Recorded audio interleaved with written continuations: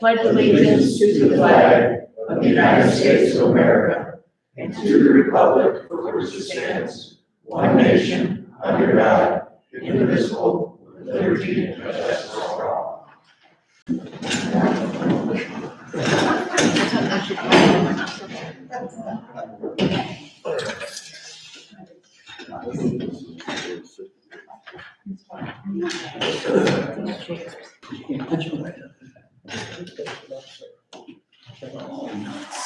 I haven't announced.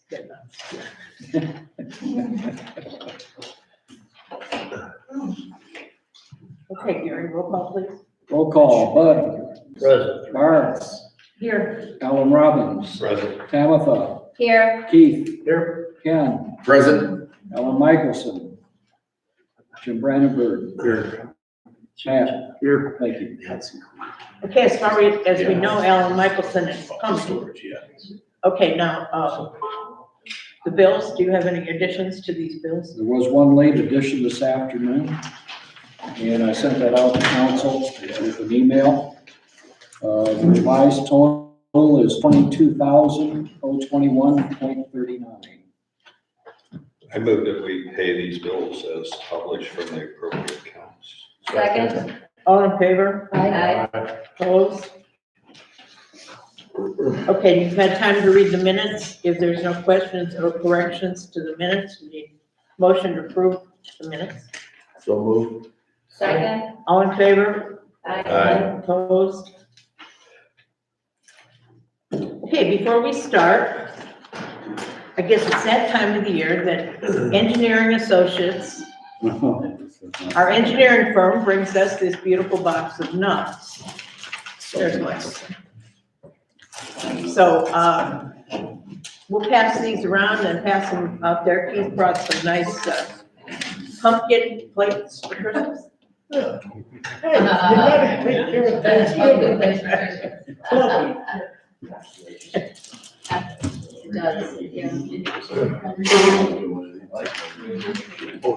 Yeah, you wanna start, no, wanna pass them around? Please. Okay, also I'd like to thank the Pride Committee for the beautiful Christmas tree that we have over there, which certainly is gonna look nice for the Christmas party on Saturday. And Pam's will tell you more about that, I'm sure.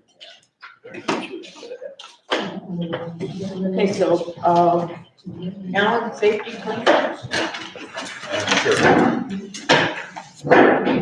We have Deputy Hardy on, and he is right before 3 weeks vacation. For hours, November we target 100. There were 97 hours worked, 813 miles on a cruiser, 42.9 gallons of gasoline used. Of course, the individual deputies, Hardy had 35, Cornelius 30, King 17, Small 15 for the total of 97 hours. And that seems to be moving slow, properly. December, we target 100 hours also, then the next 4 months are 80 hours.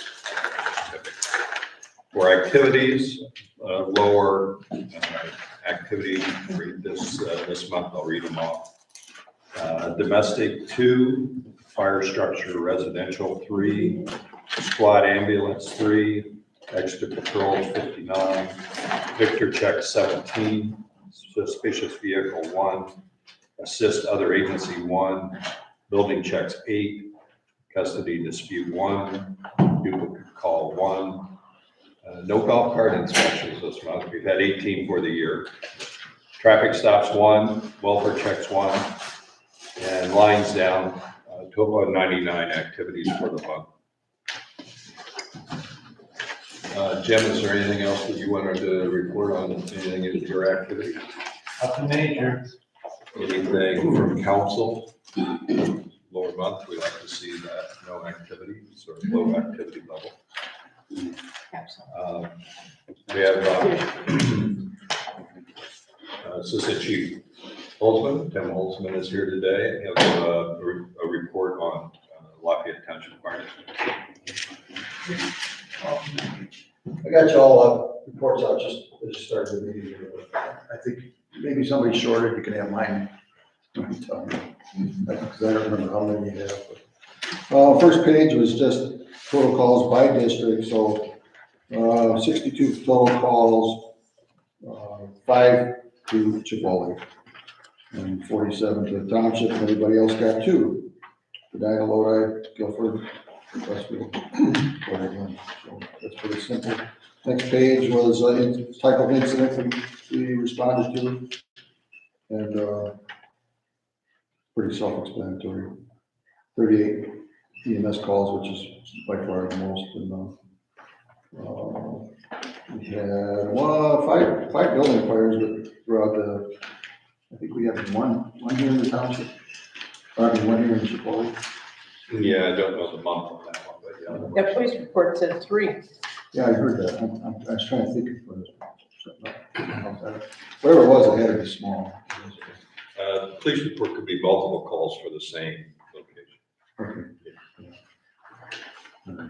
So the last page on there is just showing you how fast we're getting out the door. It's a little, you gotta look at it for a few minutes to figure out what it is, but basically, if you look at the top of that graph, it says average first apparatus turnout time is 2 minutes and 11 seconds, and that includes everything for the first crew out the door, whether it be fire or EMS. So, we aim for 2 minutes during the day, under 2, and at night it takes just a touch longer.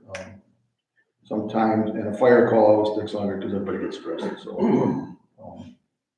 it breaks it down how many calls we were out under 30 seconds, how many were out, under a minute and a half, all the way down the line. So, like I said, it's a little harder to figure out, but just so you know what we're doing.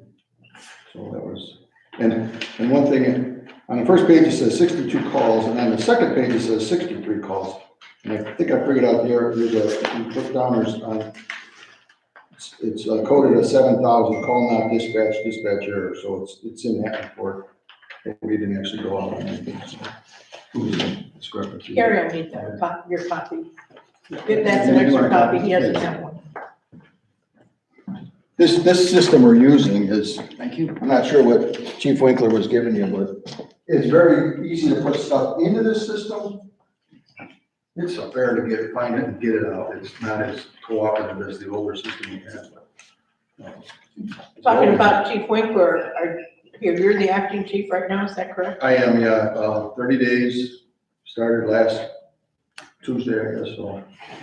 He asked for it at the last township meeting last Monday, and they granted him 30-day leave, so. I don't know. I don't know what's gonna happen or what's going on, so. If you guys hear anything, let us know. Yeah. Otherwise, chief for a month, we can live with that. Looks that way. You guys all ready for your Saturday night Santa visits? We are. Do you have a lot of We'll be people? here, yeah, we'll be in that area Saturday evening. We'll get out of here about 5 o'clock after, as soon as it gets dark, so we'll be here. And so then there'll be 2 Santas in Chippewa Lake that day, I guess. So. When he's done here, maybe we can borrow him. Good coverage. Oh, you mean you're using our village Santa? I mean, we're using the real one. I don't know about Excuse me, that's privileged information. He's not the real one, so I don't know. He's in all places at once. He doesn't I manage. bet. He's Magical. Didn't you know he's bad, right? Yeah, morning and evening, it's, First shift, second shift. Just sticking around. Okay, almost makes you want to get a visit yourself, right? I've seen people do anything for a free meal.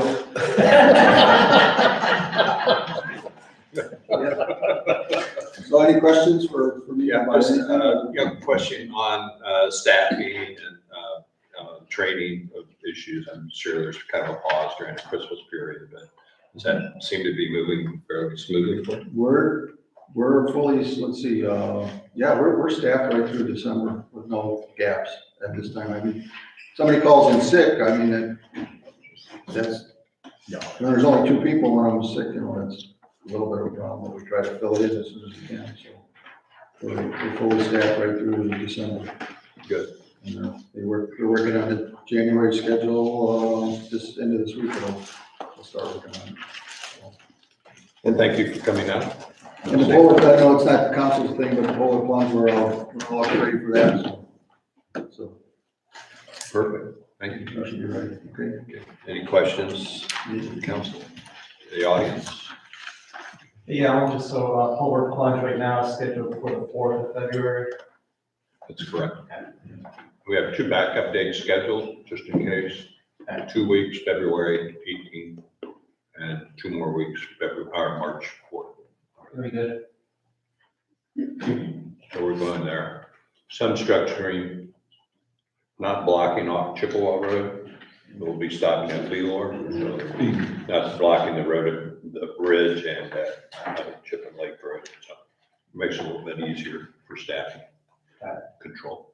Yeah, probably a little safer that way too. Correct. Yeah. Good. You can make them run up the hill a little bit, or? No, we'll be easy on it. We just froze them to death last year. Okay.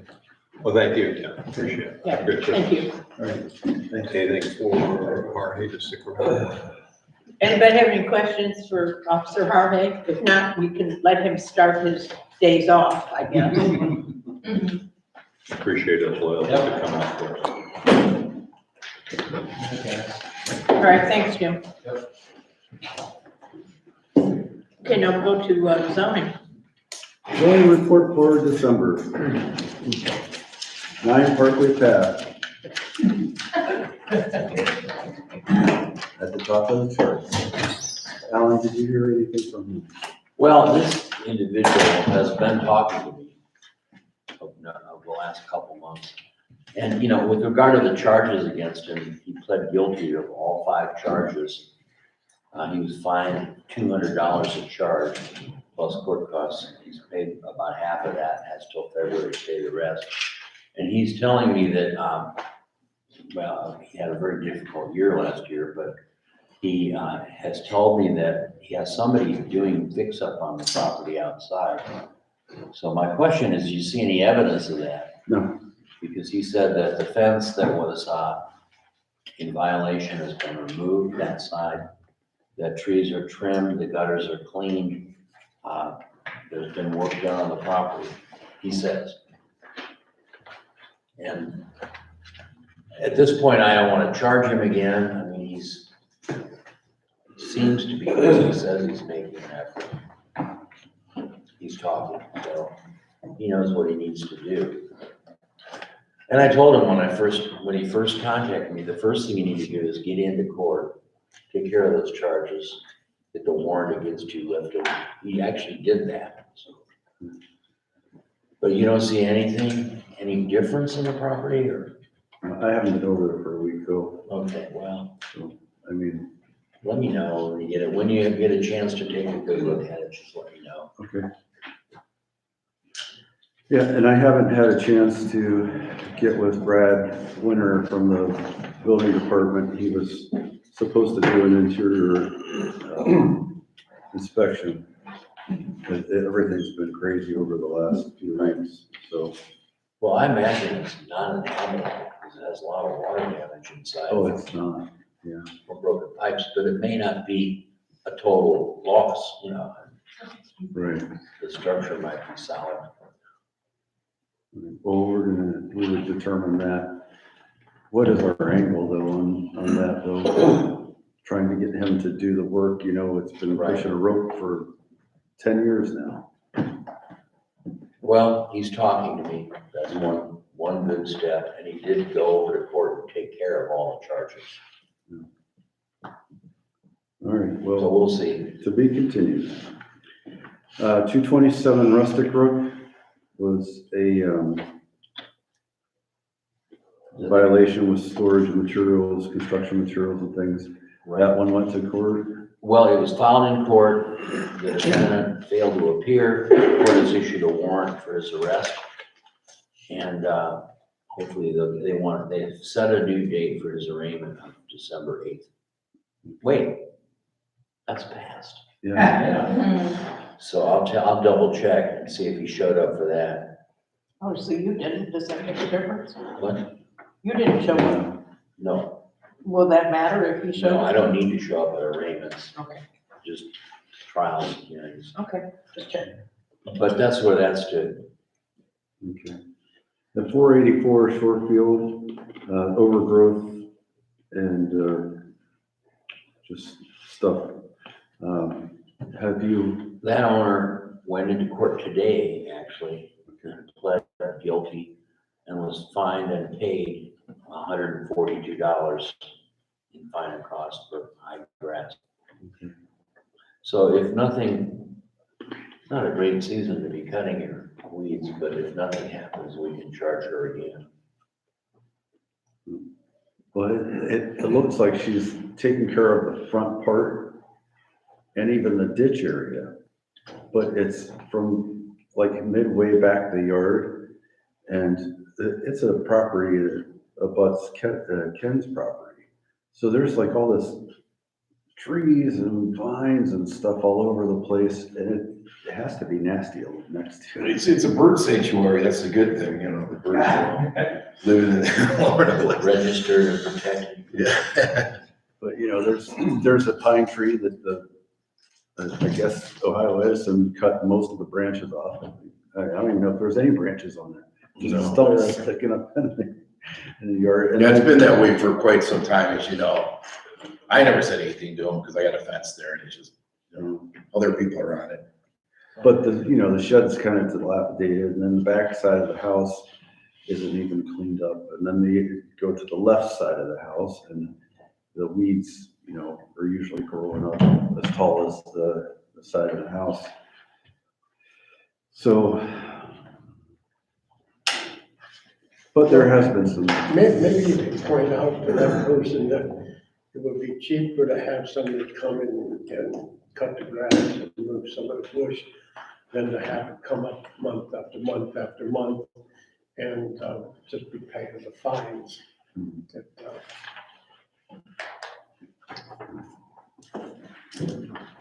Yeah, I explained that at one point. It's been going on for a couple of years, anyway, a few years. Last one I had is the vacant lots on Northville, and the owner had dumped trailer fulls of leaves in the property area and parked the dump trailer in the yard, so I delivered an order to correct, and that's been corrected.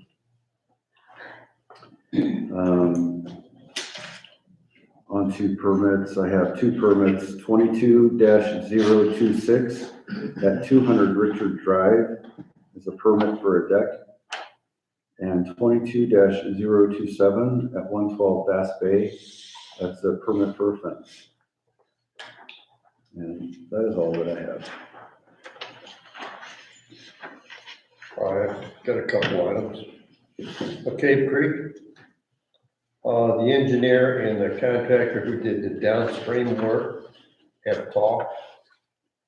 And what likely will come to us by means of a final report will be some kind of a hybrid gabion structure. Right now, the engineer is pricing out materials from somebody, from a supplier who has that kind of resource. It gets a little more complicated because where the stabilization or the erosion exists is privately owned property.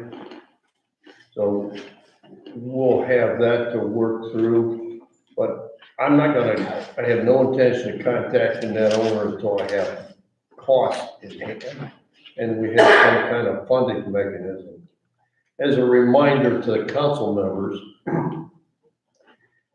if the repair is at or below 50,000, we do not have to put it out for a competitive bid. So I don't know if that would mean that we would be required to do some creative structuring of the debt to be incurred. We've got like $47,000 in change of that federal money remaining. So if as an example, we were to buy the supplies for whatever the structure looks like, and then bid out the contract work, that might work. I really don't know until I have numbers in hand. The engineer and I have talked about that. I don't know where it stands at this point. I just don't have hard numbers, nor was he prepared to give me any kind of range of estimate.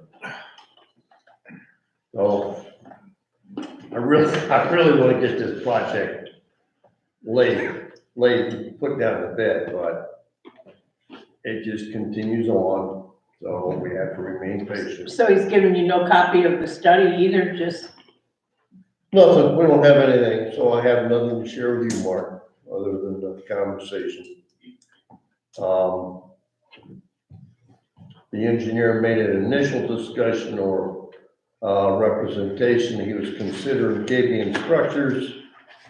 They come in different shapes and sizes, but just to put something in your head, just imagine a big shoebox made of metal filled with snow.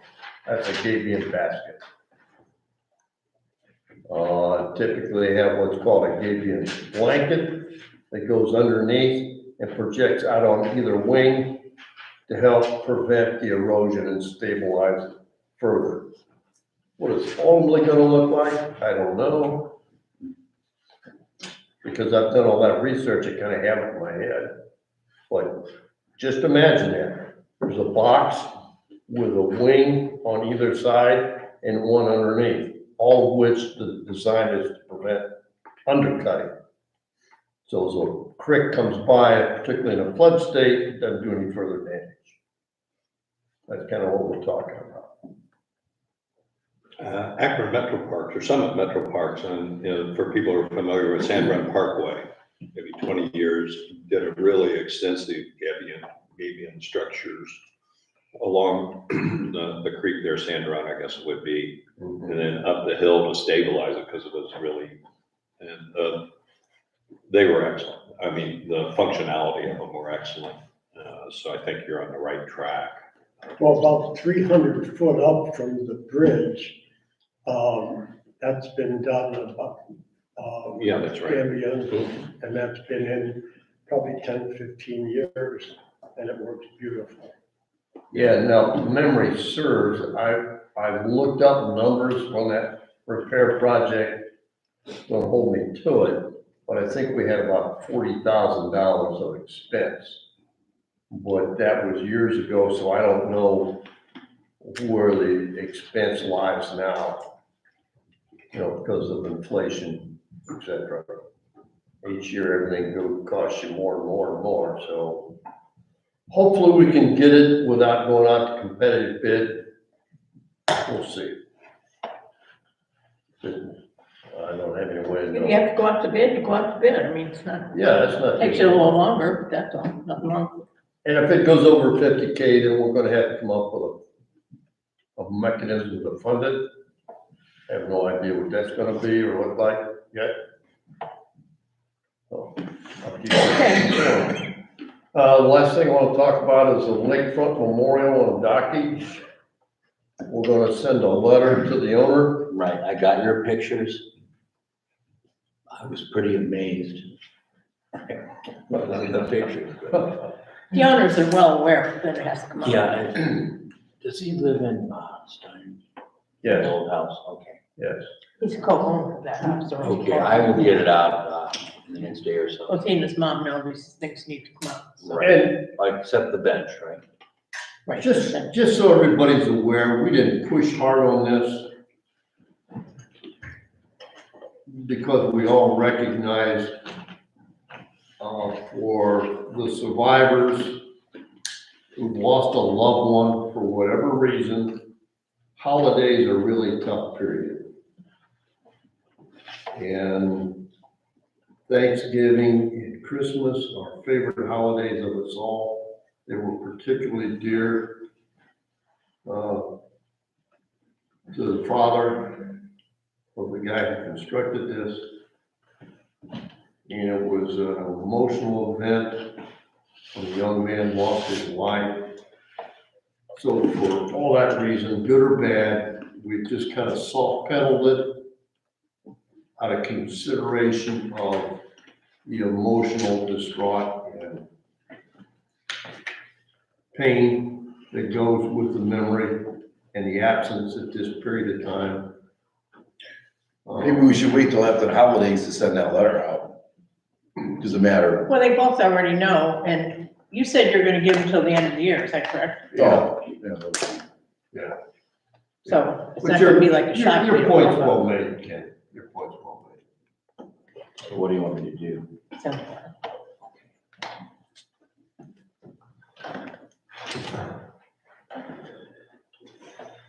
Anything else?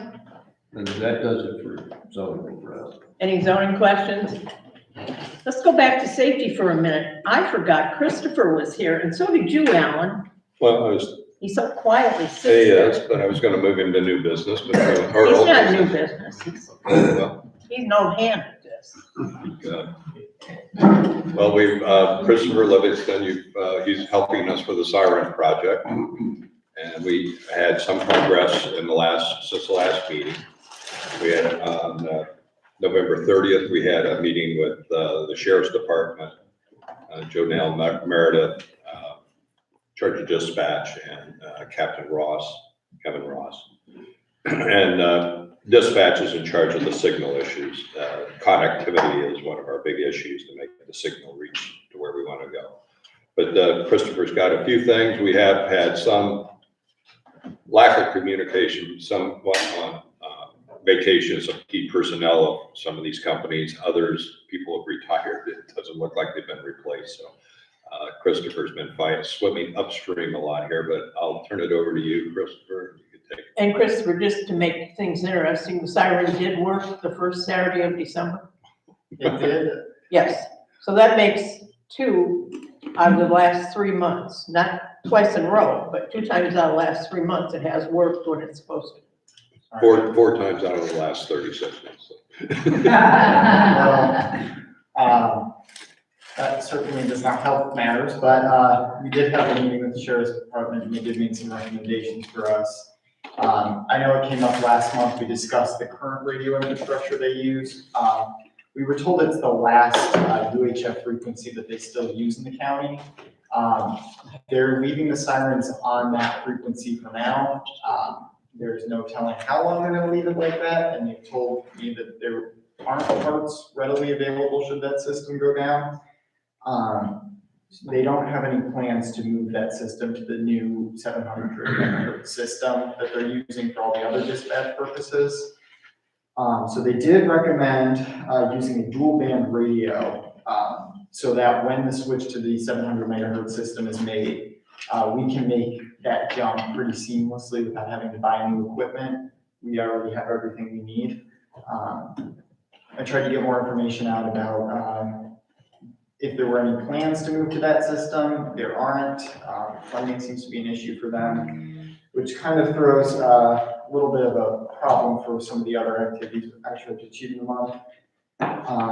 There's some confusion in who we're supposed to use as a vendor. I reached out to Capital Electronics because that's who Federal Signal lists on their website as the sales representative for our state. I've been told that the county uses Federal Field Services and Dan Baudet. His website appears to be defunct now. The email I tried to reach out to, never got a response back from. So I'm not exactly sure where to go from there because I do need to speak to a vendor about the dual band radio and how much that would cost, because it would be a change in the pricing of the unit. And additionally, county does not seem too fond about using Capital Electronics. From when we talked to them, they said to reach out to Federal Field, and that has gone nowhere. They did mention West Shore Services, who is the company that does the field work for Capital Electronics, so it's not too much of a jump from one vendor to the other. But because of this, and because I can't quickly get financial information for the dual band radio, it's difficult to say how much this is going to cost. It's not a huge jump, but to go and look for grants, it's enough of an increase in price that it's better to get this priced out before looking for grants than to have to go back and redo pieces of information. On top of that, they gave me contact info for Alan Close with Cleveland Communications. He does most of the radio work for the Sheriff's Department. He has been out of town for the last week and a half, so I have not been able to make contact with him regarding that or in getting answers about our current situation. But from the information that we have, the repeater system does not sound like a good use of money. Because once that UHF system goes offline, that piece of equipment is useless.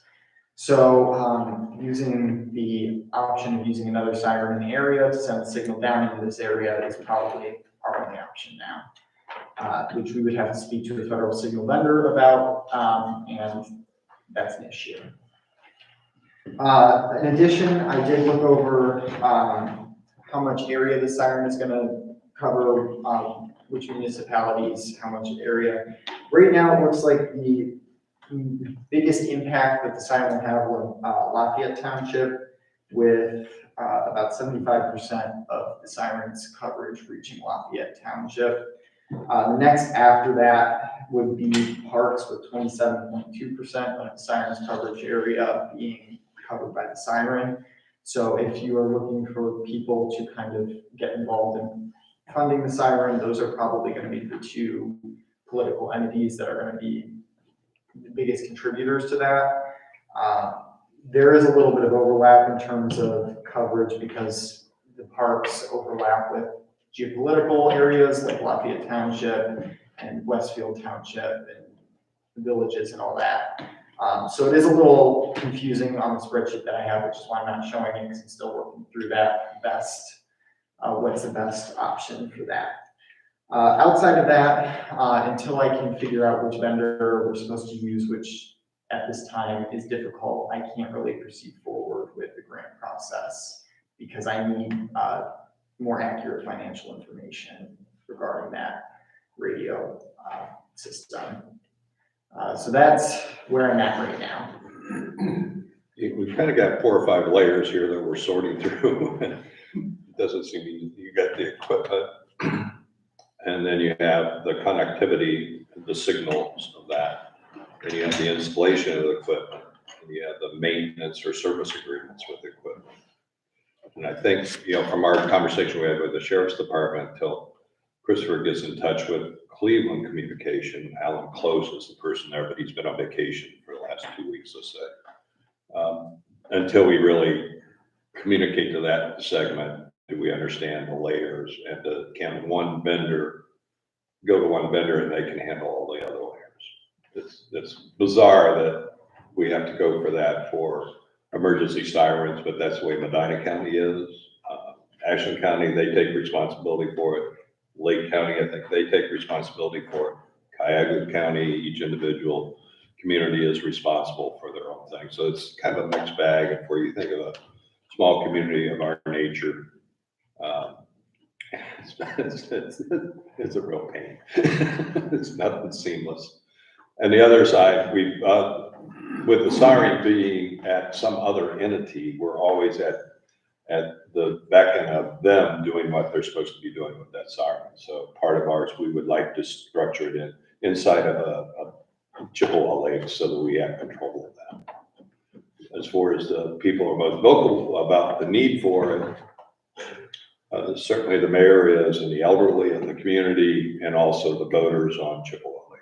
So if you had the hierarchy, those are the ones that have cried out for the need for the siren the most. So we're trying to do that. When you look at the circle that the sirens can cover, the old siren covers the village. That's all we really are responsible for. When you look at the other siren, the other coverage of the other 2 sirens, you can see quickly that the lake, the park district, and then Lafayette Township is a big component of that. Glory Glens would be a small component of that. Can we get them to help us? Can we get grants to work with us? I think there's some challenges there, but I think there's some opportunities there for us too to stretch the dollars for this thing. And we're talking maybe in the $40,000 range, $35,000 or $40,000 range. But we're not clear on maintenance issues, annual service issues, just a lot of unknowns here that nobody really has that knowledge base till Christopher gets a hold of Cleveland Communication and now go close. Yeah, and to piggyback off of that, it does look like no matter what we do, if we do a service agreement, it would be with West Shore Services, because that's what the county has, do maintenance contracts with the rest of the county. They were very big on pushing that, so the siren doesn't end up in the position it is right now. Again, that would have to be worked out, once we can actually figure out who our first layer of communication is, so. Okay, well, thank you, Christopher. Any questions from council? Thank you for all you're doing, Christopher. I hope you're gonna take a little Christmas vacation from all this and go back to it in January. I think there's no rush, Got him through finals week last week. but you're doing a great job. Thank you. Thank you. Any comments from the audience? I have a question. Sure. Gloria Glenn's, do you know, do they have their own siren? They do No. not. Is ours meant to reach them? I didn't hear that. The old siren, just say it has a 2,000 square foot or radius of 2,000 feet, which virtually covers all of our village. Don't forget, those sirens were originally put in called volunteer firemen. Right. So I'm almost positive that rang in the Glens too, didn't it? You could hear it in the Glens. There's two new sirens which would meet the criteria we're looking for. They're very close. And the money's fairly close. We can probably get the one that has the widest outer band, and think of that covering 7,500 square. 7,300 feet, I think, and then the other one's about, I think about a mile, so they're pretty close. So just think of a big circle. Let's say we have to, if we anchor the siren here, let's say, what does that cover? It would cover Royal Glens, the end of the lake. So you wrap into a little bit of Westfield Township, maybe touch a little bit of Montrose. The other work that he's doing is the sirens are out there. What kind of range do they cover to see if there's an overlap? So, there's, Friends of Medina Park might have a keen interest for this, and they seem to have budget numbers for that. Save the Lake could be an interesting helper there. Other grant ideas are out there. But until you have the numbers down, you don't know what you're asking for to present it. So I appreciate Christopher's work, and I appreciate the Sheriff's Department having a meeting with us to help us sort through that, because Cleveland communication had never come up before. So that's a brand new thing, and they seem to be the real key to make this decision. So stay tuned. Thank you, Chris. That's all here. Okay. You should probably start talking to Gloria Glens about it, because I'm guessing they'd be interested. I mean, John Lee. And you guys want, somebody can come up here and pass these around over there if they want. We say we're sharing them, and we don't let them use the table. Here's a clean plate.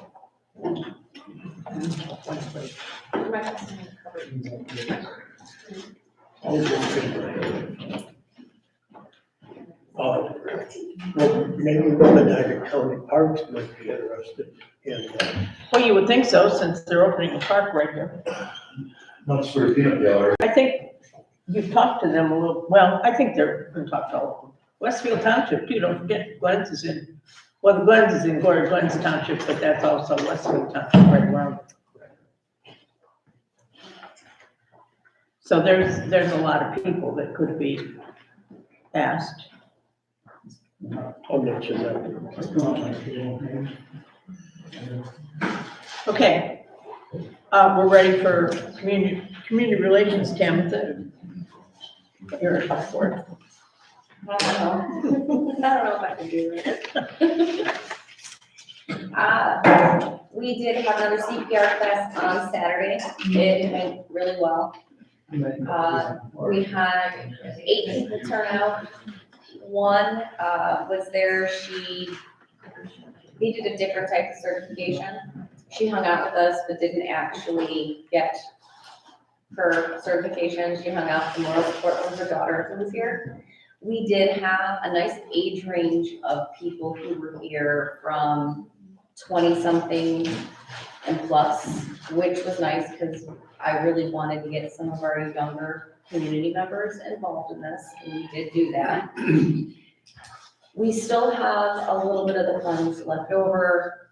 The fire department is going to work with us about billing us so we could utilize that for our beach attendants in our upcoming season. That invoice should be emailed to me within the next couple days so I can get it over to Gary. The next thing, last month, we talked a little bit about United Fiber.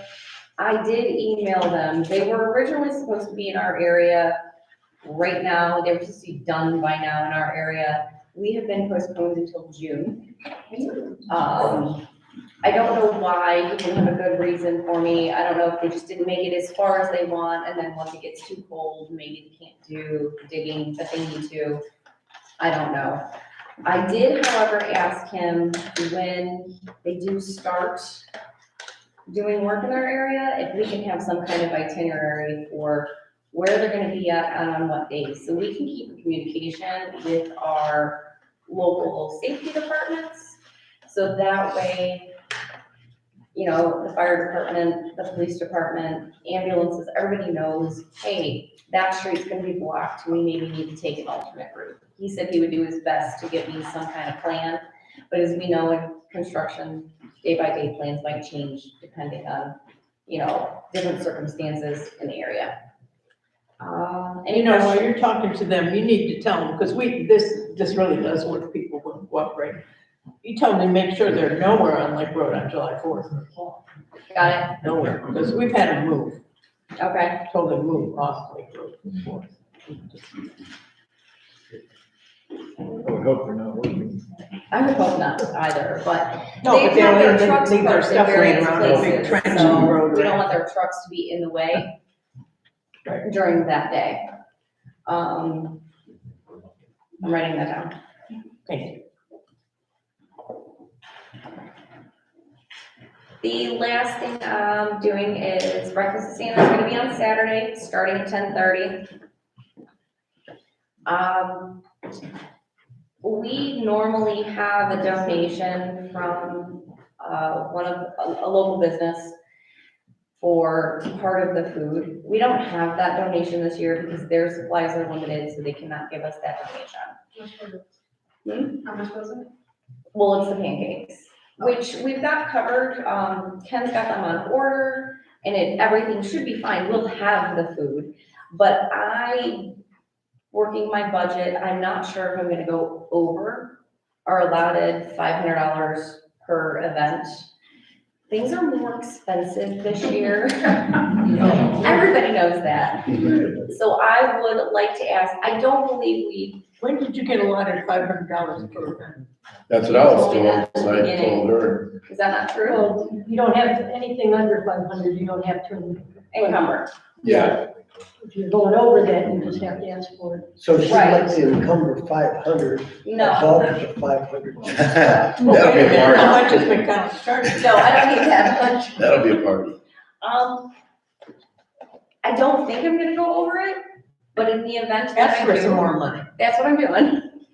Can I encumber $100 just in case you guys are telling me 200. I really don't. Okay, may I can cover $200 just in case we go over that. You can always not spend it. Well, I don't intend on spending it, but I don't want to spend 510 and then not have encumbered the extra money. I think the fiscal officer will give you some direction on what you would need to encumber. How much should you How much encumber? You- I know there's plenty left. Go for the 7 that we covered. Go for the what? 700. 700 total. Okay, I'd like to encumber 700, please. Motion. Second. All in favor? Opposed? And I guess, I don't know how many years you guys have been doing this Christmas party, but McDonald's has given this to you every year. Oh, yeah, They have, yep. So, Yeah. I mean, you know. What do you say? it's a little disappointing, but Ken said he found pancakes for a very, very, very good, affordable value, so we should be all right. And they're Kellogg's. I don't tell it's made pancake. I didn't either I until do, today. I do now. Okay, I'm making cereal. Okay. And you have some Santa's helpers? I do have Santa's helpers. Yep, no, Santa's helpers are nodding their head yes at me. Okay. And that's all I have for this one. Okay, thank you. Any questions for Tamasa? Okay, Barb? Okay, so I got the iPad purchased and I did get a protective cover for it, but it doesn't fit, so I'll return that one. So Gary, I know that you've already reimbursed me for that, so I will give the village back whatever money is, if there's a difference, when I return that. But I did get the iPad. I have everything set up and loaded on it. I've got the thermostats are loaded on the iPad and working. The smoke detectors have been installed and they are working from the iPad. But I think I would suggest that I will sit down with somebody if they're interested, if they have their smart device on 24/7. Because if something does happen, I'm not gonna be alerted by it because it'll be probably shut off in a safe place. So if somebody else wants to install the smoke detectors on their smart device, if you have it by your side 24/7, you can do that. It is Google Nest for the thermostat, or for the smoke detectors, and Google Home for the thermostats. So if you want, you would have to install the Nest or Google Home app on your device. And then to match it up with these, there's a QR code on the back of the thermostats and the smoke detectors. So if you want that, let me know. I can get the ladder out and let you get that QR code so you can have it on your device. Don't you have the QR code? Just not to interrupt. Don't you have that on your phone? Do I have it on my phone? No. Your phone or your iPad? It's paired with the device, but the QR code is not stored on the device.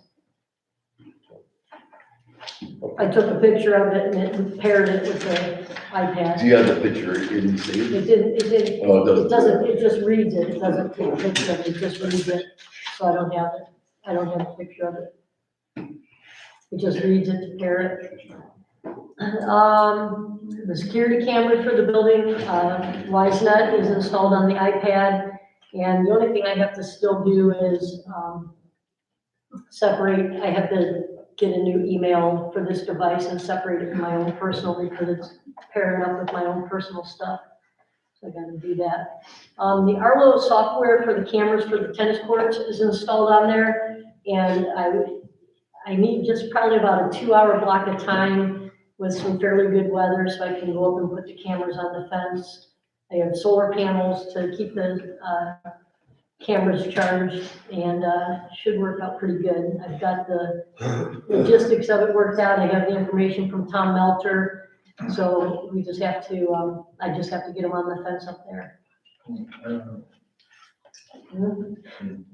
No, we were talking, the light at the park, they were working on that. Okay, that's next. That's why I was asking him, I'm sorry. Yeah, that's next. That's a can of worms. So I did get the quote from First Energy on Friday, and it is $11,077.56 for them to remove the floodlights that are on the poles and install the LED lights on the poles. Removal of existing floodlights and install 5 Cobra head LEDs with new mast arms on existing poles per the request of the customer. The charges included are for new material and labor on 5 poles. So I know that we were going to use NOPEC money for that. I think that exceeds the NOPEC money. Yeah. So if we want to follow through with this, then we would have to maybe go with one of the endowment or ARPA or something, or village monies. But it's $11,000 for that, if we want to move forward with that. You've only got, 2,900 left With, NOPEC, with no pay. 2,900? Right. Okay, so that still leaves us with, well, Do these lights fall under the SAM umbrella as our street lights where the light goes so, out, yeah, they replace it with LED? yes, it will, but because, yes, if any of those are damaged or go out, they will be replaced in the same contract terms as our existing contract with them. But the fact that we're removing floodlights, which nobody can seem to even figure out how or when or those were put up, and that can't, I don't know if anybody that's been around longer than me has any idea when those lights were put up, but for them to remove it and then put the masts up and install the lights, it's 11,000. So if those were to burn out, They would replace them just like. One by the one. lights. so you don't need these lights till later in the year, right? Oh, well. Isn't it supposed to be like the bocce ball court up? And you aren't playing bocce ball for a while, you can't fool me. So why don't you wait and see if any of them burn out first or something? Well, no, because two of them are already burned out, two of the floodlights are already burned out, but they cannot replace them with another floodlight. This was this whole thing that we wanted to get the high pressure sodium slugs replaced with the LEDs throughout the park. And you're saying two of them are burned out now? Two of them are currently burned out, but they do not fall, they don't have, they can replace it with another flood, but not an LED flood. I mean, if they are high Edison lights, so we have two that are out, but they will not replace those with LEDs with arms and with the mast arm. Is Mark Crossy in town? No. When's he coming back? Next week. You know what to do next week. All right. Okay. Yeah, the other negotiation way is go back to Iowa Edison and tell them you got $2,900 to do the project. It's a little different than 11,000. I don't care. Yeah, Well, I don't care either. Give me a price that you don't want to do it. I've got to suggest that, they've inflated their price of their fat cats. I say because it's a non-critical area, we just take a breath and wait and try to come up with a different funding allocation. I mean, that's highway robbery. That is, That's crazy money. that is, what their rates department came up with. We're not paying for the actual Cobra head light because that is the light that they are replacing, the floodlight with that Cobra head, so we're not being charged for the actual LED light, because that's what's replacing. We're being charged to remove the floods that are there and install the mast arm on the pole. The light itself, we're not being charged for. And that's for their labor and everything else that they're doing, because we want them swapped out with LEDs instead of, so that's, I mean, it's part of the tariff that we're covered under as far as replacing lights in the village, but because we're replacing a floodlight with a mast arm with an LED Cobra head on it. I still think we should wait. There's no fire. I'm, It's a non-emergency event. the price isn't gonna go down, I know Get that. your streetlight coworker on And this. they can't replace the existing floodlight at all? Is that They what can you said? put another high pressure sodium floodlight, they can replace the bulbs that are in the floodlights that are there. Okay, But this was the whole thing, is that we wanted to get, not me, but some people wanted to get the LED lights installed in the park instead of, spending $11,000 now, how long do we recoup that of what we saved on LED? well, that's, we're hoping that if there was ARPA money or endowment money or something, that it wouldn't be a hit to the actual village, although that money could be used for something else. That is a lot of money. We need to Well, but that's, check some more stuff out on this. I just know that it's not gonna go down. If anything, it'll go up as time goes by. If anything, the price will go up. And then the light in the middle of the field that we have been told that the outlets that are on the pole in the middle of the field were illegally placed there. Again, I don't know who did it or when it was done. But we will be getting charged in arrears because that pole is not metered, those outlets were not metered.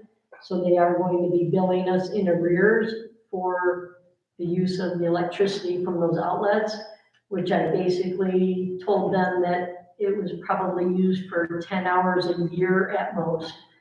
So I don't know how they're going to determine how much electricity was used or how they're going to come up with a figure that they're going to charge us for the use of that electricity from that pole. I have no idea how they're going to come up with that. I had a conversation with Alan, and they would really pretty much have to prove what they're charging us for, so. I don't see how they can back up hardly anything because, it's all speculation. Right, I mean, I kind of just threw out a 10-hour. Because we don't use it, The two parties. The two parties, and then one party just started. Movie. Yeah, so yeah, that's probably even being. I said maximum 10 hours a year. Yeah. That's probably generous. Yeah, That's I did, I said Yeah. this is an overestimate, but Yeah. we're looking at 10 hours at most. Do you know how long that's been up there, Pam? I have no idea. I don't know how it got there or who put it there. I have no idea. Could we put that on the back burner for about 2 months? Well, yes and no. We were told that it has to be off of the pole by January 1st. Our equipment has to be off the pole by January 1st. So there's not gonna be anywhere to plug in at Point Park? No, That's gonna come. which then my next thought or idea would be, I think it would be a good suggestion for either the Pride and or the village to combine and purchase a generator that could be used for those events. And it would be portable, and you could plug in for the band and the popcorn and the snow cone, but then it could be used for other stuff. They can't go ahead and hook that up, so we're Okay, charged. they absolutely cannot put a meter on that pole. If we want equipment on our own pole, we would get the pole that was donated by Howard Wolf and the Yacht Club. And we would have to, put our outlets on it, put a breaker on it. If we want a light on it, we have to pay to put a light on it. And they would put a meter on it, and then it would be the village's responsibility to maintain that pole and all that equipment. And that costs us about $2,000.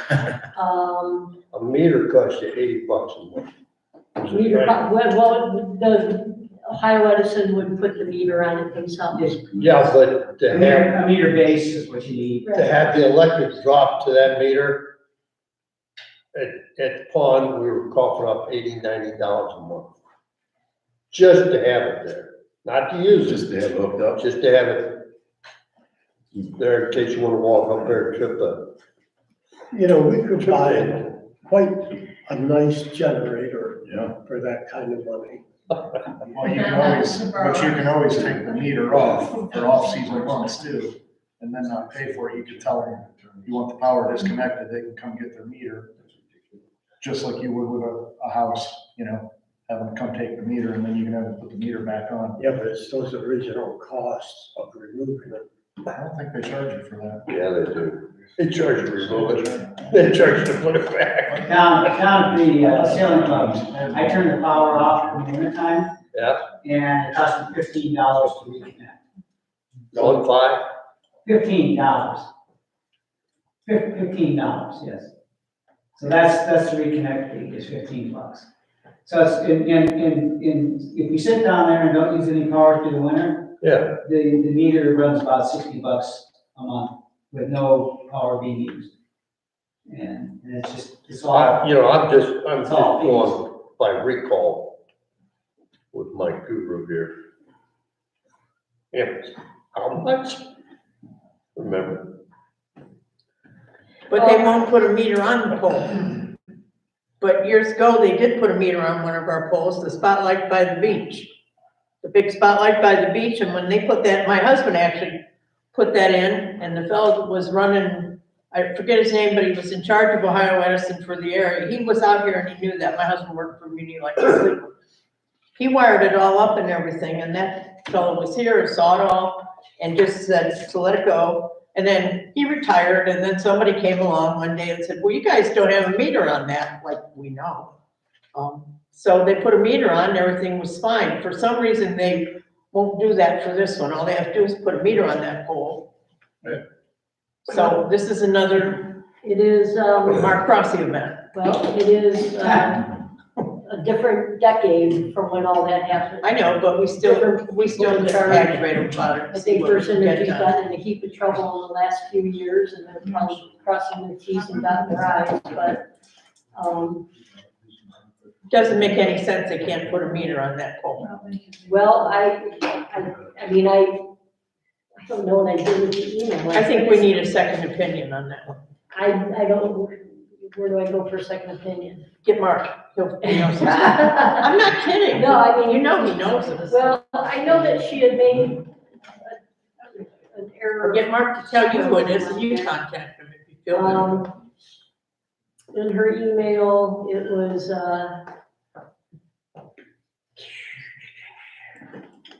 I had a list of questions. I printed it out. I think I left it in the printer at home. I don't have it.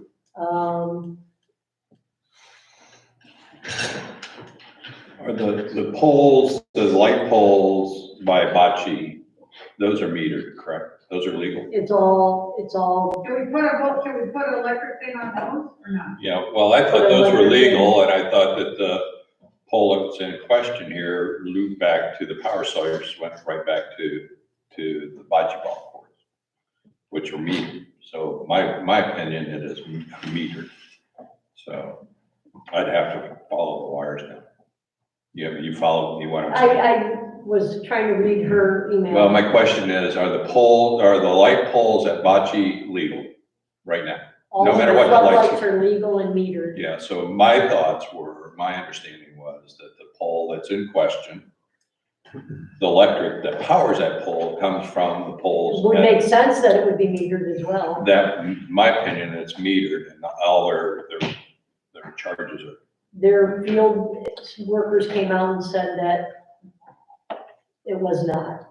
It's not their equipment. It was illegal to be putting that equipment on the pole. But it does make sense what you're saying, that if it's pulling the same electricity from the same wire going to the light and. Yeah, I'd have to go down there in daylight, but nobody I know that would have put a pole up like there and run power back to that without some approval.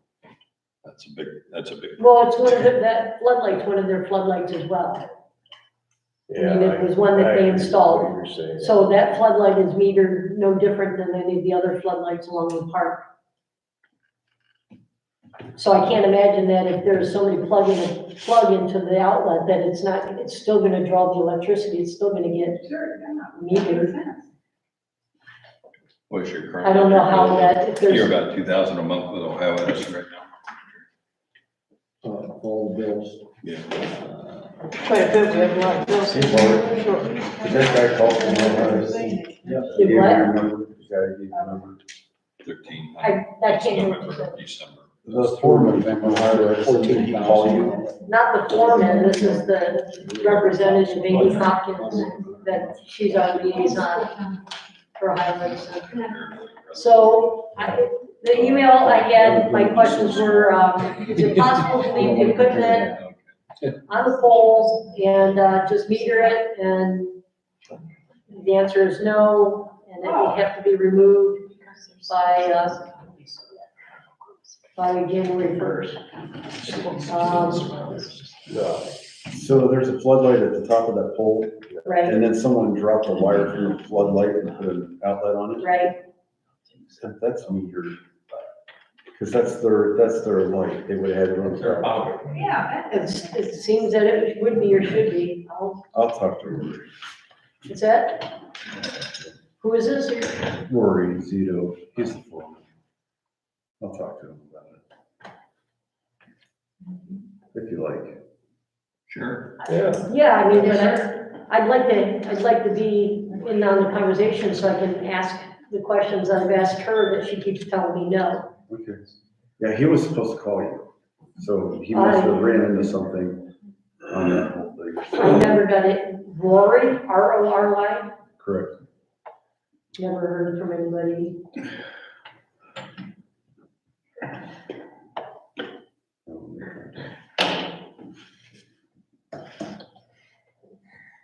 I mean, we can just have them replace the flood, the burned out bulbs in those floodlights and aim them towards the bocce court and be done with it.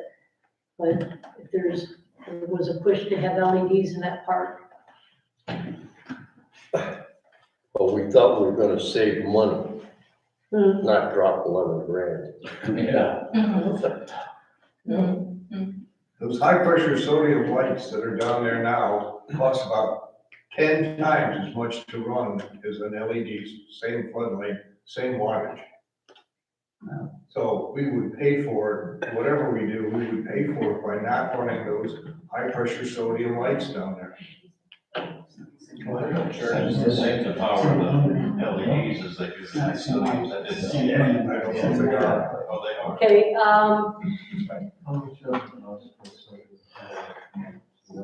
the whole idea of even, one of the questions was can we just put a breaker, a meter and a breaker on it? And the answer was no. It's Ohio Edison's. I asked if we could buy the pole from Ohio Edison, and she said no.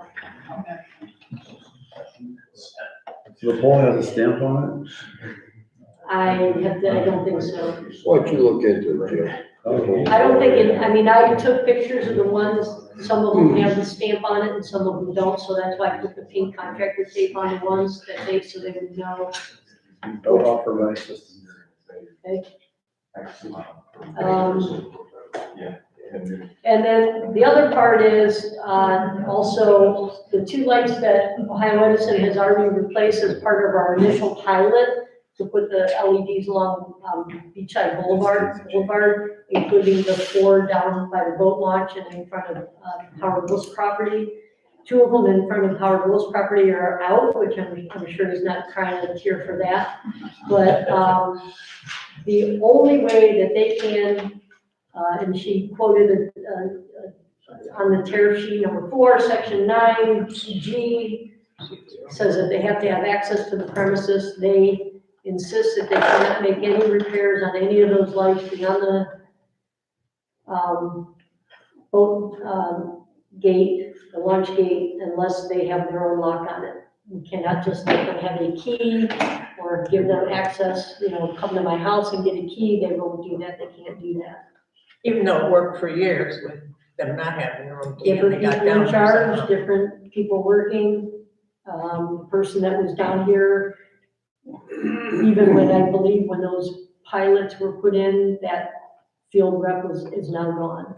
Okay, we just went through this with them, Alan. You had them take their lock off, didn't you? Yeah, there's an ordinance on the books that says Right. nobody else's locks can be on there. I forwarded that email to her and I told her that it says nobody else's locks are allowed on our gates. And she said, according to their tariff, they cannot make any repairs on any lights if they can't have access. You could basically chain their padlock with ours. Yeah. And basically, their padlock just becomes a link in the chain. That's what they want to do. That's what they want to do. So that's not gonna defeat anything Well, what's we the want to do, problem we'll with let them get in and The out. problem we had, the experience we had last year was somebody mislocked it. So it ended up to have the lock of the third Yes, party sure. where it was on there. They were on there against the ordinance, so I'd challenge that tariff issue. I know the company that makes the locks for Ohio Edison too. So I would challenge that tariff on how it's written or whatever they say. I can't believe that's true. Yeah, if you For put- private property. If you put the lock close enough to where it's fastened to the gate, there's really not a way that you could not use Yeah, that. this is not like a substation or one of those kind of facilities, just a private access gate. I know that the hunt club over at Wadsworth, there's 4 locks on their gate. And the first lock is a club lock, the next lock is the oil wells that are back there. One of of them's fire and EMS and the other's an electric company. And you've got the hasp on the pole and a metal bar about yay long with 2 holes in it. A lock, another metal bar, a lock, another metal bar, a lock, another metal bar, which is then attached to the gate. So you can't screw it up. Yeah. It's only got 1 hole that it goes in. And What your we lock, did the do- first lock doesn't reach the second one. I'm not disagreeing with you, but the way our gate is constructed and with those, you'd have to change your whole gate system around. And then you have an ordinance that says you can't put a lock. Yeah, well, I mean, you guys can change that ordinance too, but, you know, I just find it absurd that people I can mean, figure when something they- like that out. When they installed the original lights down there, they literally came in, took the key out of my mailbox and opened the gate, went in and put the LED floodlights up and then returned the key to my mailbox. And now Amy Hopkins is saying that they cannot do that. Their tariff says that they have to have access to their equipment. What's that? Why can't we leave it open for the next month or 2? I mean, we could leave it open, the other Yeah, question. really, especially while Lake's frozen. Right. Well, I mean, I don't know how soft and swampy it is down there if they drive a big truck down there. That second gate's locked anyway. What's that? That second gate down right on the waterfront is locked anyhow. No, it's not. No, It's not, no, I got that. open. Wide open. Why is that open? I thought, oh, that one can stay locked. Every time If you I have go that down one there, locked, then you can unlock the other one until Ohio Edison. But the other thing is that they go driving down there and it's soft, they're gonna put ruts in, yeah. But It's not, I could be good, It's not gonna be soft, the ground is frozen like it's gonna be in a month. I don't Well, know. you do have the opportunity for ruts down there if they drive the truck back there, so that's. they're not smart enough to know not to drive on wet ground. They deserve what Only do it when it's frozen, it's been 0 degrees for 4 days, so I'm fine. All my ass in the know, nobody criticizes me for the decision. I guess even I'm just even questioning how those 2 lights have already burned out. I don't know if there was some damage to the poles or the wires. I don't see any wires hanging. I don't know if there was. They're not that old, they should. No, all the other lights along each side are still working, so. Howard, do you have a BB gun? I highly doubt there's problems with the light fixtures, because those are LEDs and they're almost brand new, Would, yeah, so. so. Why don't you take those over to the other side? I could argue with her. Or see if anybody else would like one. Okay, Barb, you got anything else? Yeah. Regardless, we still have to get that outlet. I mean, I can have her check, you know, what you're saying, that if there's electric going, you know, the outlets are tied into the light, that it's been metered the whole time. I mean, if it's pulling the same electricity, so otherwise, we have to have that equipment off by January 1st. Or what? I don't like Yeah, that. right. They'll remove it themselves. You know, they'll remove it themselves. It takes them how long to get out to change the light bulb? They said it was our, they said it was our property, right? What's that? They said it was our property, The our devices. I don't know. You can't touch our They can't devices. go on the private property. It's illegally on their. We have a phone. lawyer. Yeah, but we've already had communication from them that it is illegal to put anything on their poles. Well, it has to have, it has to have a stamp on it to be What's their that? pole. Our own poles in. It has to have a stamp on it to be their pole. I don't know. We have to check that out. Whole number. We will. Why don't you look, why don't you look and see?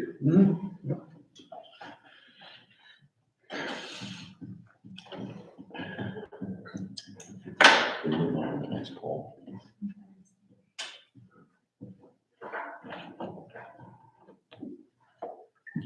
Got anything else, Barb? Yeah. Yeah, that's really good.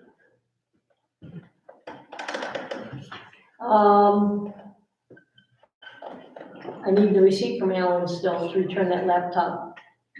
They won't take a Xerox copy of it. That's all you got. It's a photocopy of the receipt, sale of the receipt, they got it at the store, that's all I got. Okay. Have your attorney call them and explain it. Is that, It's a valid receipt, you can have Mr. Michelson call him and explain it.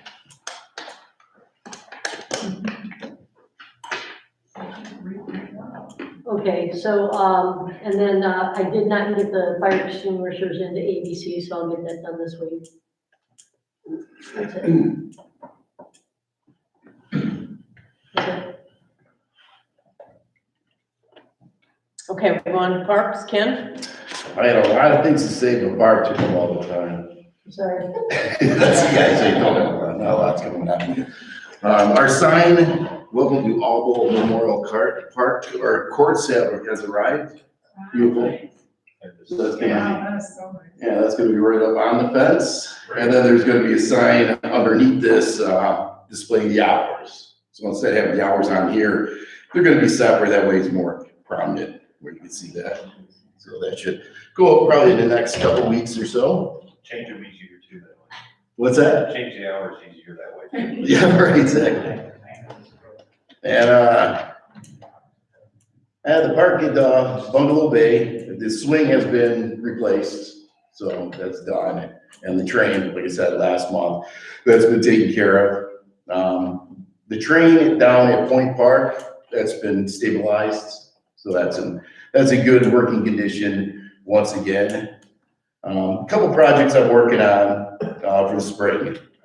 I've actually been talks with the Boy Scouts, Boy Scout Troop 517. They volunteered to help out with a couple projects. And Ed Nagy brought that to the table, so I appreciate that. So that's, we're looking at 2 structures on the beach probably, and then a gazebo of some sort over at that park on Briarwood, more of a pavilion. What kind of structures at the beach? Just one that's just sitting there that can be moved around if you need to move it around for the community. Because the one we have there right now is just for the beach attendants. So this would be maybe something that'll fit maybe 4 or 5 people, 2 of them.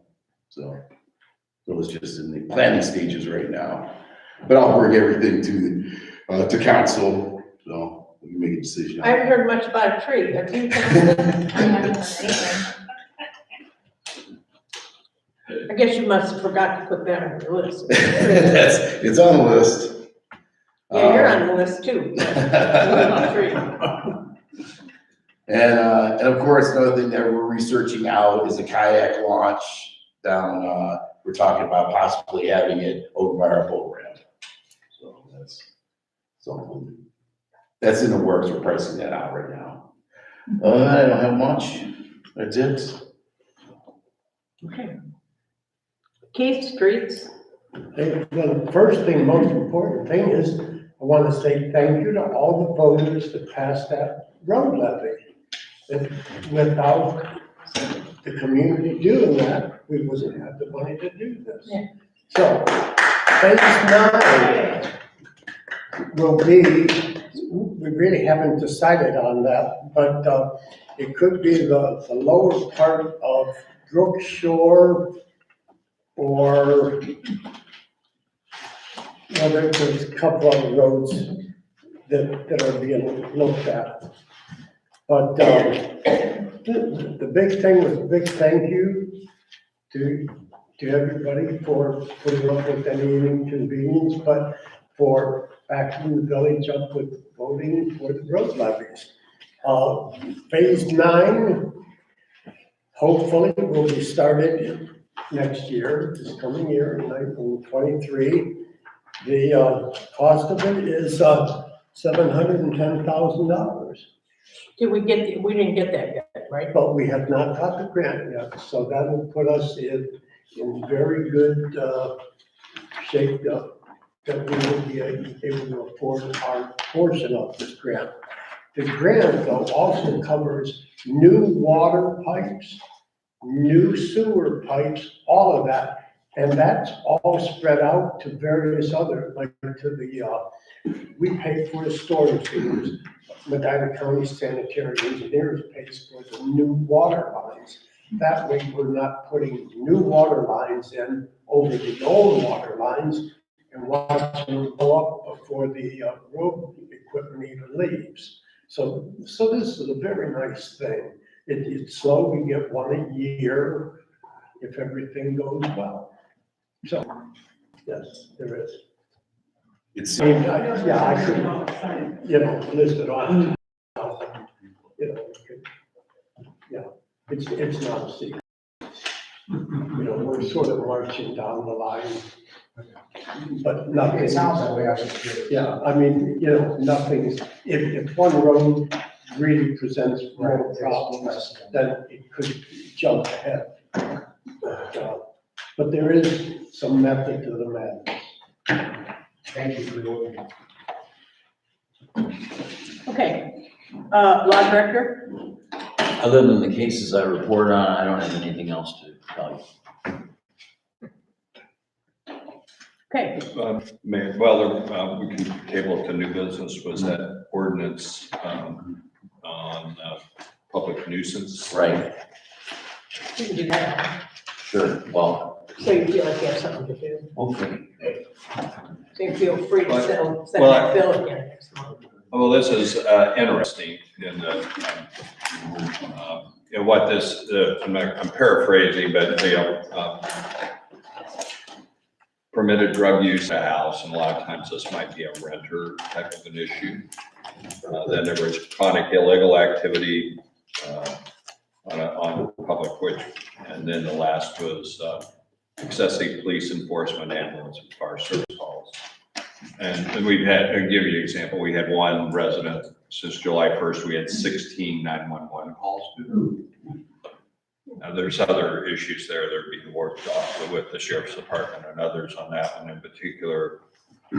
But what I did, where I like some of what you're doing here with this, and this was proposed to Creston. Right, I wrote it for Preston. And it hasn't gone into action yet, I don't think. It just passed it. But when I looked at the nuisance problems we have, many of them are in zoning. Yeah. 9-Mile Parkway path, et cetera. And I didn't know if this could be tailored to something like that. And does this actually give us any meat when you go have a hearing on one of these nuisance issues that you can give us any additional beef to our complaint? Well, zoning has its own penalties, and I think that would be the answer to that, because, I mean, you can repeatedly cite somebody for zoning violations. You can even go to court, have it declared a nuisance. There's a special route for that. This is more for criminal activity and interference with rescue services with excessive calls. I understand that part. I guess I understand what you're saying with zoning. Yeah. That's the one, you know, a lot of these are relegated to law enforcement issues. Mm-hmm. I don't know what this on top of all of that does for us. What would this do for Creston, and what kind of brought that around? Well, what brought it around was they had certain residences where there was a lot of drug activity, a lot of charges emanating, and also certain residences where there was other criminal activity repeatedly going on. And they wanted a way to charge the owner with something and make the owner of the property or the resident of the property responsible for the property. So and this, I think, you know, in the long run, it might not hold up in the court, but I think it would, because other places have them, but it was a way to try to get at the owner. Well, I agree with that. You know, because many of these are rental issues. If you're doing drugs there, you can be charged. But, you know, if the owner is allowing it to happen, there's nothing to charge the owner with now. So that was the idea. And then does it read like that? I mean, I did a first brush on that, but I don't remember it knowingly permit the premises to be used for the commission of drug abuse offenses. That's the number one. Number two is, a premises which has chronic illegal activity, 3 or more criminal violations, then the owner or occupant can be charged. So that was I the idea. didn't like the first phrase because they would say knowingly, well, I didn't know what was going on. Well, Right. what it is the sheriff's department for each incident over, say, 3 incidences, they then start notifying them through you guys. You know, Ellen would be sending letters to the owner of the property that says, hey, you're in violation number 4, something's going on here. Right. And these are the charges that have been filed, so now they knowingly know. Well, I appreciate that, but I don't know the reads. I'm trying to get it to read like that. Or what be written. Seville has a similar ordinance, so. Who has? Seville. Well, you have to have some kind of fault component in there. You can't just say, well, because drugs were used at your house 3 times, you're now going to jail. It's knowingly because that's the only way you can probably make it stand up. But it would be somebody who's, you know, if the owner is participating in the drug use and it happens repeatedly, it's pretty hard to say you didn't know what was going on. Right. Unless you use the I was too stoned defense. That doesn't work too well. Well, the example is the one problem property we've had, it's a renter. It's managed by a property manager for an owner. So when you have a property manager, should you be writing them as part of the litany of this thing? Well, it says owner, lessee, occupant, or who has custody of the property. I guess what's missing from your understanding is a lack of procedure. In that, here's what the statute says, or the ordinance in this case. Here's the procedure for implementing said ordinance.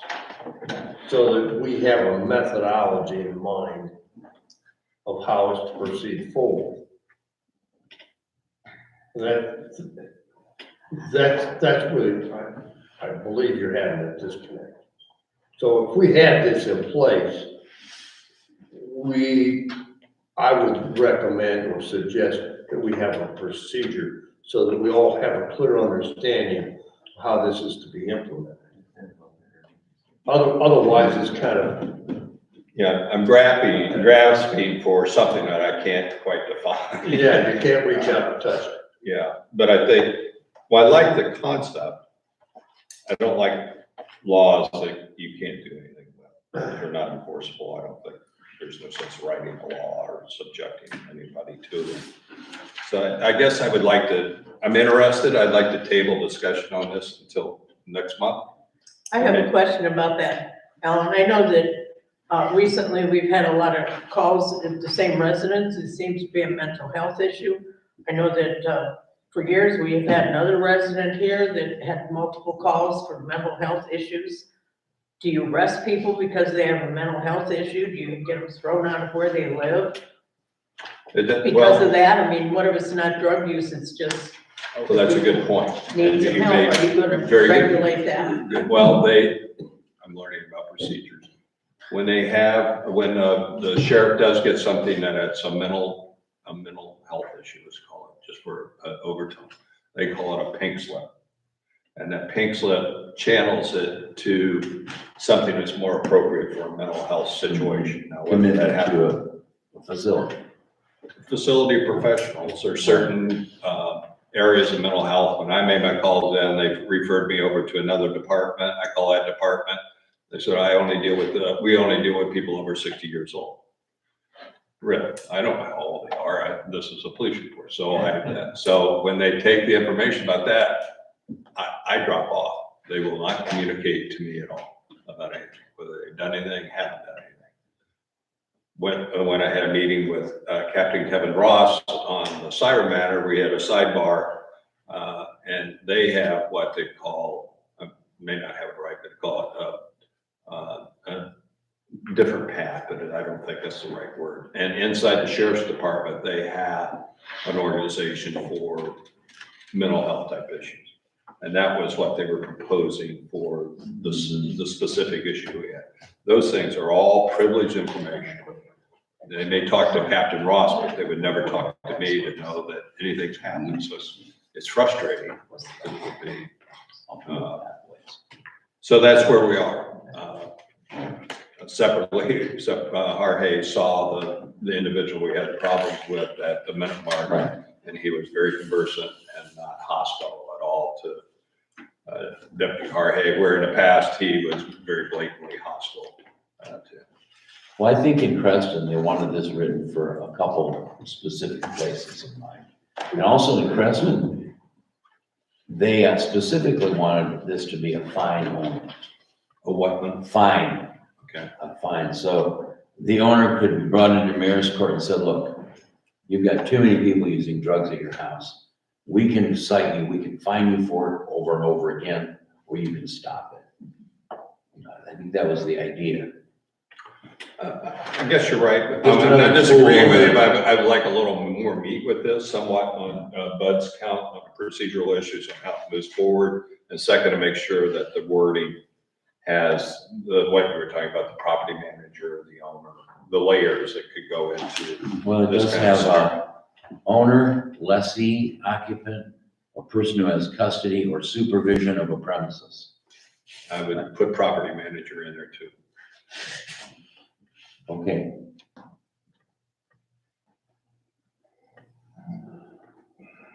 But you're not including an off-site property manager? I don't know what the wording would be, but when that's. Yeah, I thought it was a third party that covering that when I handles said- the property, maintenance, repair, there's payments, they would handle everything. Yeah, I thought I was covering that when I said a person who has supervision of a premises. I would be clear with it. Yeah, that's just vague. Sometimes specificity doesn't serve you well. You're better served by having a broader brush.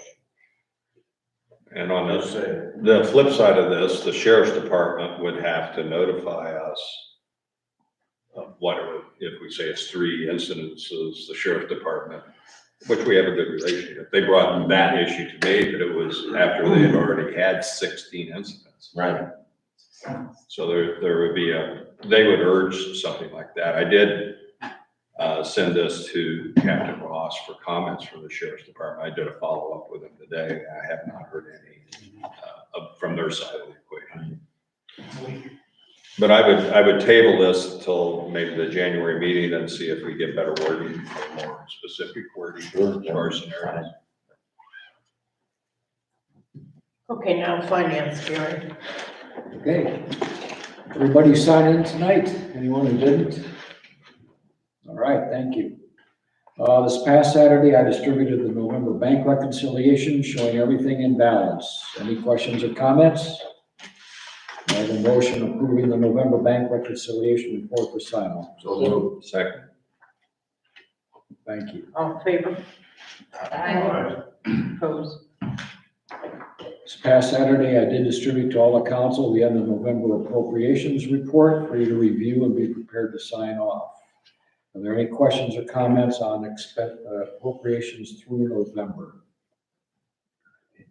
May I have a motion authorizing council to sign off? Second. All in favor? Aye. Opposed? Thank you. On Saturday, I did distribute the end of November's uncommitted fund balance from the endowment fund, which is unchanged from October, as well as the uncommitted fund balance for parks, which did have one change on it. And I also distributed the uncommitted fund balance for the ARPA funds. Are there any questions on the remaining monies for those funds? No. Okay. I did not receive any recommended changes from council for the 2023 temporary appropriations. I would like to make a request. Sort of late. Okay. Because I got legislation passed tonight. Is this, now we do have the ability to modify this again in March. Is this something that's coming up before March?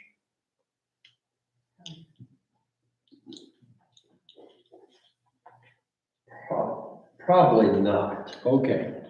So we do get one more pass at it in March. if that'll work.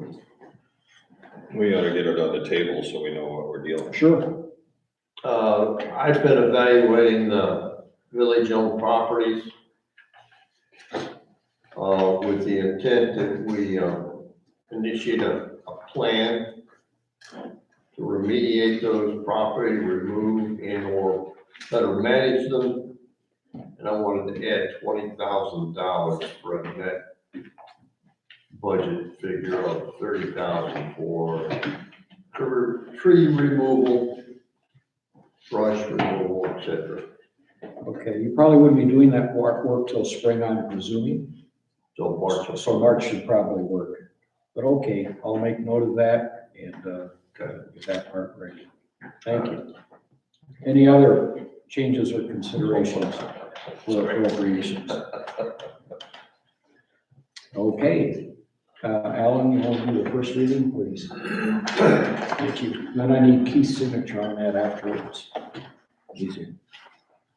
This is the first reading of ordinance number 878-22, an ordinance to set temporary appropriations for the current expenses of the village of Chippewa Lake, state of Ohio, during the year ending December 31st, 2023, and declared to be an emergency for the public peace, health, safety, and welfare.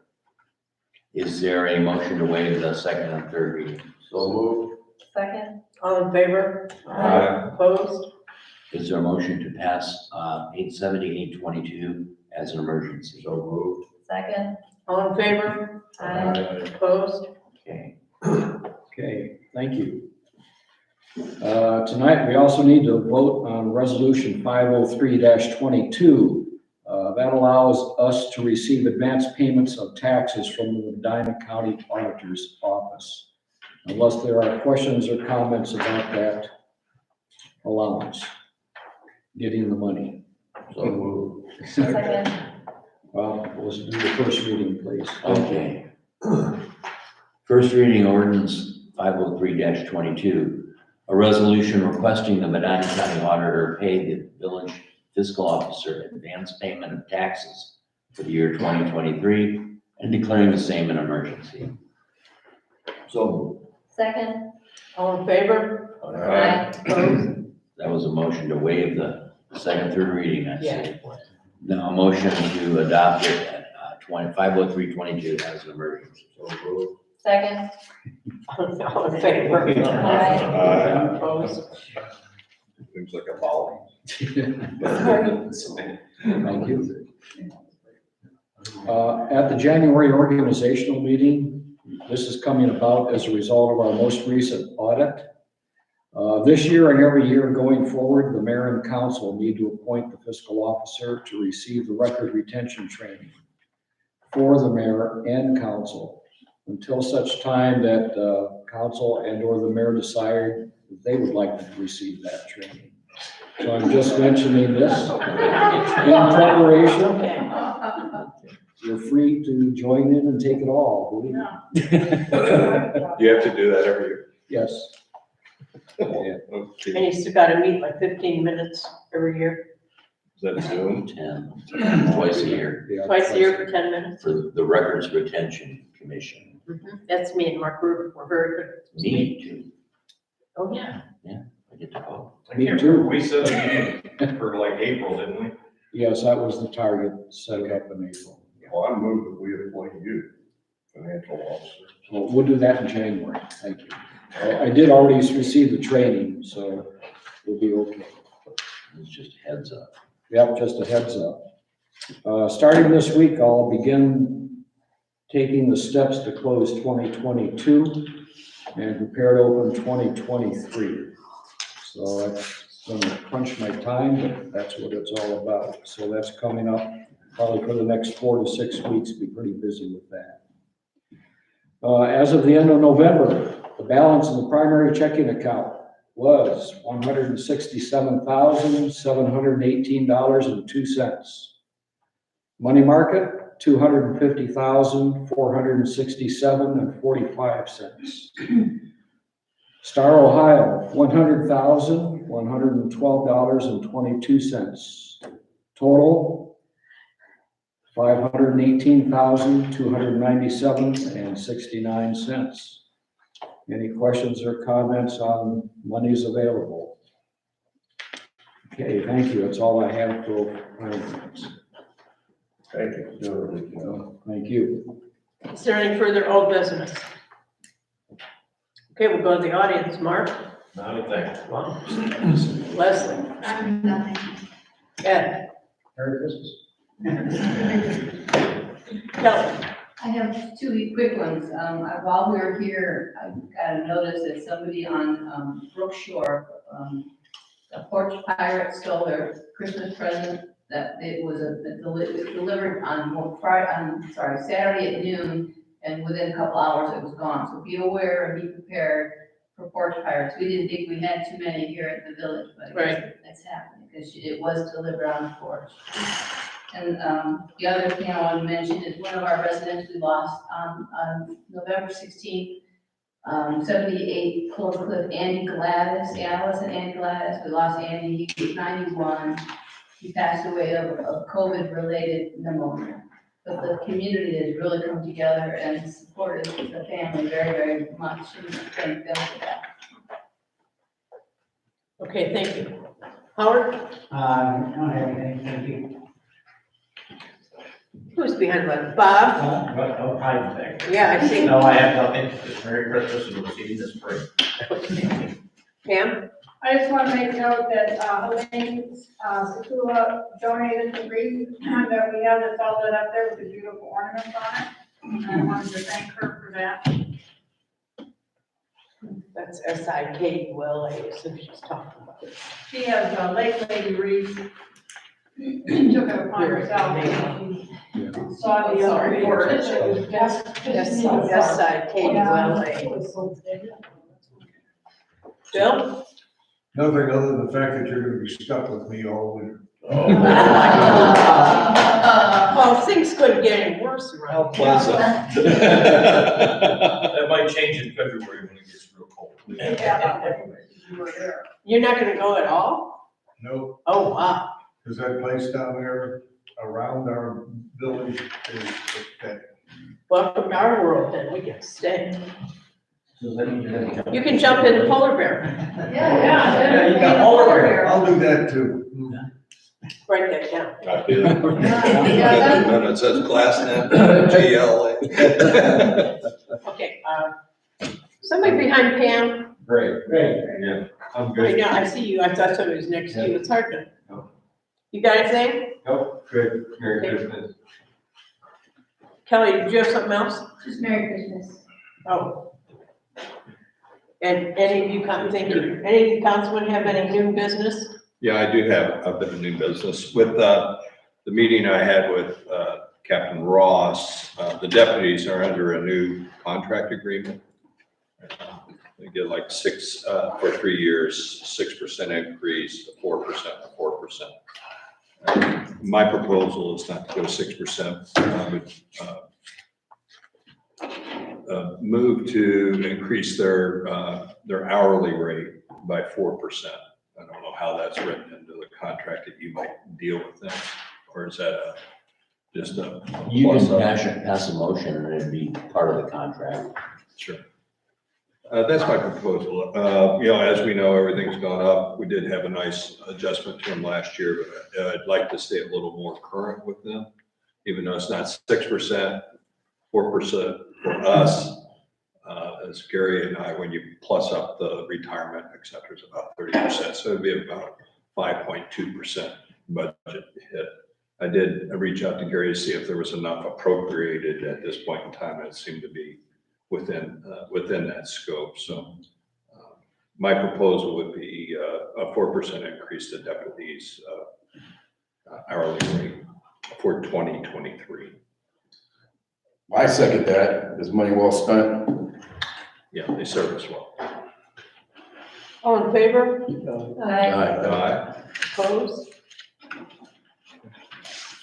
So I don't know if that falls within the new contract agreement that might be coming from I haven't talked to the sheriff's department about that. about the implementation of that. So I don't know if it comes through you, Alan, or. through Well, Jerry. we can put it in the new contract. You made it to start the 21st, right? Yeah, That's correct. yeah, we can put it in the new contract when it comes around. Okay, I'll alert Captain Ross that we Coming out. made that pass. Any other new business? Okay, we need one more motion. Please adjourn. Second. All in favor? Merry Christmas, everybody. Don't forget the Merry Christmas party, Christmas. December 17th. Bring the egg, Doc. Go ahead.